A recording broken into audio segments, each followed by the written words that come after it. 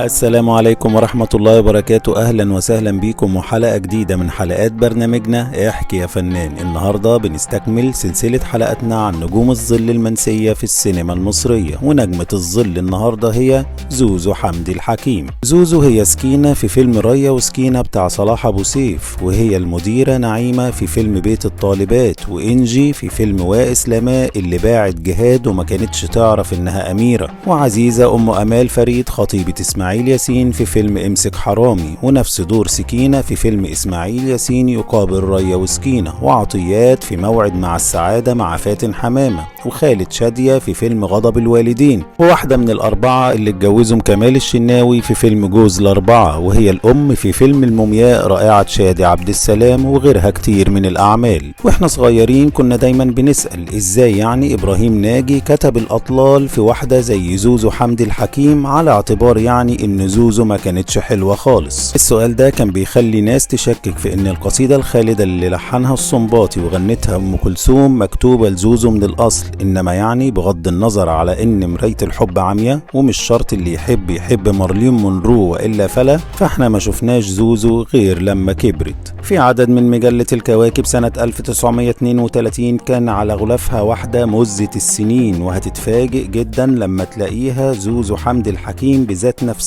زوزو كانت على الغلاف على أساس إنها من خريجات أول دفعة لمعهد التمثيل. زوزو كانت منوفية، اتولدت هناك في سنتريس، وبالتحديد في 8 نوفمبر سنة 1912. أبوها علمها، مع إن تعليم البنات وقتها ما كانش منتشر، ولما بقى عندها 16 سنة وزي العادة اتقدم لها عريس، فأبوها وافق بشرط إنه يسمح لها تكمل تعليمها. الراجل وافق بس ما وفاش بوعده. هربت زوزو من بيت جوزها ومن البلد كلها، وجت مصر عند خالها اللي اتدخل، وطبعا جوزها طلقها، وبدأت تفكر هي هتعمل ايه. فقرت في الأهرام إنهم هيفتحوا معهد للتمثيل وهيقبلوا الفتيات، فقدمت وطبعا قبلت علشان هم أساسا مش لاقيين. أما عن قصة إبراهيم ناجي شاعر مدرسة أبولو، فببساطة إبراهيم كان بيحب على نفسه، وهو كان طبيب نقابة الممثلين، فحب له 7-8-10 ممثلات، وكان غالبا حب من طرف واحد، أو الفنانات ما كانوش بيصدوه، اكمنه يعني آخره كتابة الشعر الرومانتيكي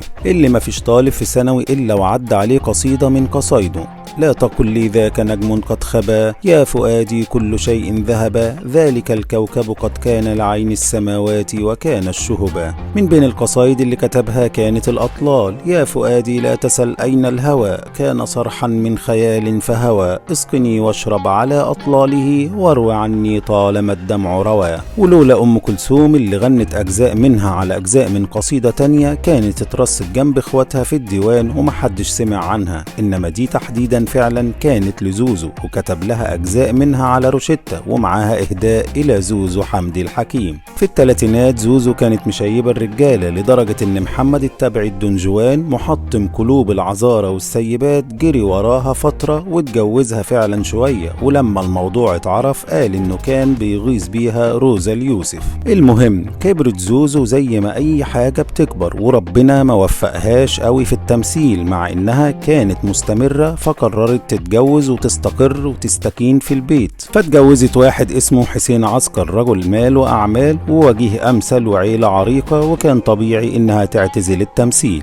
مات عسكر فقررت ترجع للتمثيل، لكن ما كانش ليها مشوار واضح بعد ما بقت زي ما شفناها كده، وعملت كام حاجة. وفي أوائل الستينات سافرت الكويت مع ظهور دولة الكويت اللي كانت عايزة تبقى دولة فيها مؤسسات وفنون وكده، فاشتغلت ضمن اللي اشتغلوا في تأسيس المسرح الكويتي، اهو نحت نضيف ومش متعب وما فيهوش تهلكة السينما عندنا. قضيت المصلحة فرجعت، وبقت لما يجي لها دور تعمله، لحد ما اعتزلت نهائي سنة 1990، وقضت بقية حياتها مع الأولاد والأحفاد، وتوفيت في 18 مايو سنة 2003 وهي عندها 91 سنة. ماتت ومحدش حس بوفاتها، لأنها ببساطة شديدة كانت اتنست، شأنها شأن كتير من نجوم الظل المنسية في السينما المصرية. خلصت حكاية زوزو حمدي حمدي الحكيم، ومع تخلص حلقتنا النهاردة لكن حكايتنا لسه ما خلصتش. وقبل ما نختم الحلقة ما تنسوش تشتركوا في القناة وتفعلوا زر التنبيهات علشان يوصلكم كل جديد، وما تنسوش تدعمونا باللايك والشير كمان. واستنوني ان شاء الله ويوم جديد ونجم جديد وحكاية جديدة. واحكي يا فنان.